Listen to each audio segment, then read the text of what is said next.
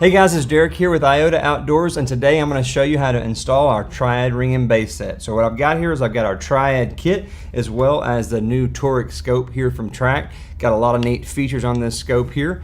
We've got our matching ring and base set for this scope here, and we're going to show you how to install the Triad base. So what you're going to notice when you look at the Triad base is we've got this kind of very different keyed system. So you come with 4 sets of keys, and where that works is on the base of the Triad, you'll notice there's not a traditional cleat that stops the scope mount from moving back and forth on the Picatinny rail because we use a keyed base system.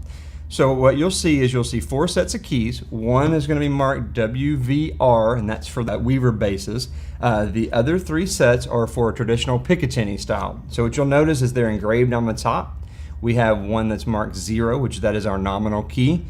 We have a 3.5 under and a 3.5 over. So I'll show you why that's super important here. Now you're going to also see a set of 4 small key screws as well as some larger screws and 2 Allen sets. So I've got our Horizon Firearms rifle here. I'm going to show you how we mount these. So in this video, I'm not going to show you traditionally leveling and how to level a scope. There's plenty of videos that do that. We're going to stress basically how we install the ring and base system and get this scope ready to go. All right, so the first thing we want to do is we want to decide where our rings are going to set. I like mine to set out as far as possible on the edges here, so I'm going to pick these 2 slots as where I'm going to mount the scope. All right, so here's where the keys make a lot of difference. So what we want to do is we want to start with our negative key, which is it'll say -3 or -0035. And what we do is we slide these keys into our slots, and when you can tell, see this key is a little bit loose in the fact that it moves back and forth. That's traditional with most Picatinnies. Then we take basically our 0 key, and you can see how much tighter that fit is. So I would rather use the 0 key on this particular mount. Now be sure and check both slots that you're going to be mounting into as manufacturing tolerances. Yeah, see, that's a nice good fit. And just for reference, I'm going to show you, this is the 3.5 over key. You can see how tight it is on this particular rail. This is a Stiller rail. They do a really good job on their tolerances. So that's pretty much what I would suspect is basically we're going to use the nominal keys here.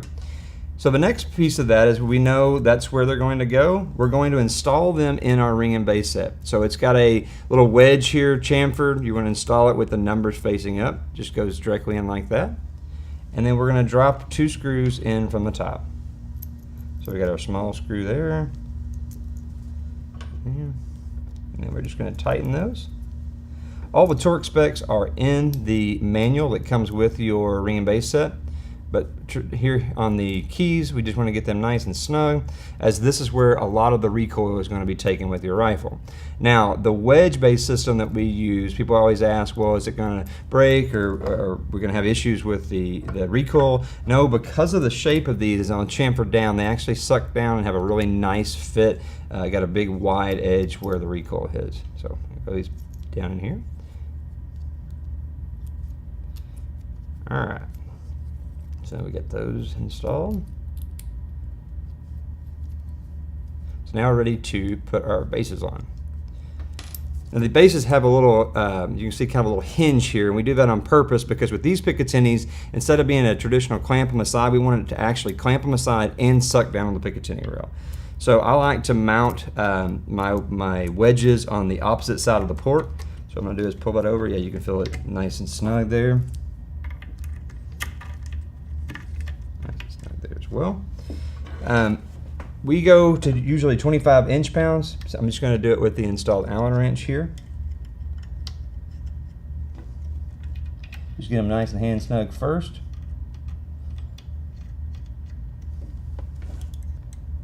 And then I'm just going to, for the video here, just tighten them up nice and snug. Again, 25 inch-pounds is what we typically recommend there. So at this point is where you go into a traditional scope mounting. We would, at this point, we would level the action.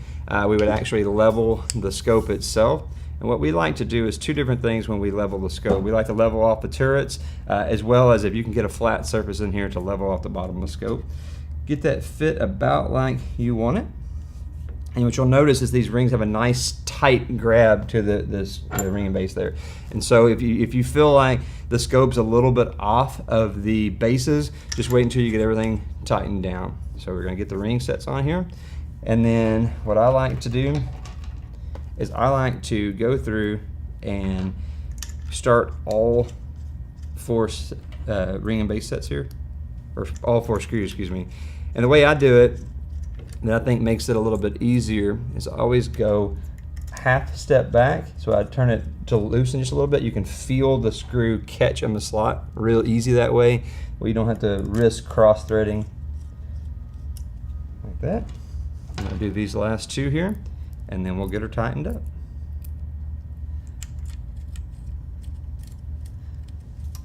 So just like any other scope mount, you really want to make sure that you can keep the gap the same on both sides, and I'll show you what I mean by that. Gives it a little more even torque on your scope, but at the same time, it gives you a much nicer, clean look. Looks like you paid attention to what you were doing here. All right, so we got them all nice and snug. Okay, so at this point, what I like to do, now you'll notice with this undercut that we do and coming in from the bottom, that if you even had these hands snug, your scope is gonna be very tight. So you may have to loosen them a little bit if you need to rotate your scope. So at this point, what I like to do is I'll double check everything is level. You know, put your level here, and double check, and then go through and tighten them in a cross pattern. So tighten this one, and I like to just kind of continually snug until I reach the 25 foot-pounds.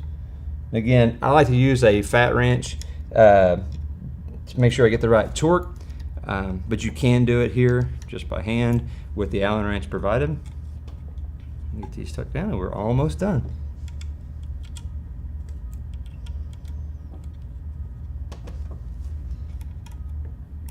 One last tighten. That's it. So now we've got our new toric scope all mounted up on our rifle. It's ready to go shoot. Again, main thing just to pay attention to is make sure that you use a key on your mount, and make sure you use the correct key, the key that fits your Picatinny rail the tightest, and you'll have a great shoot. Appreciate it. Thanks for tuning in. We'll catch you next time.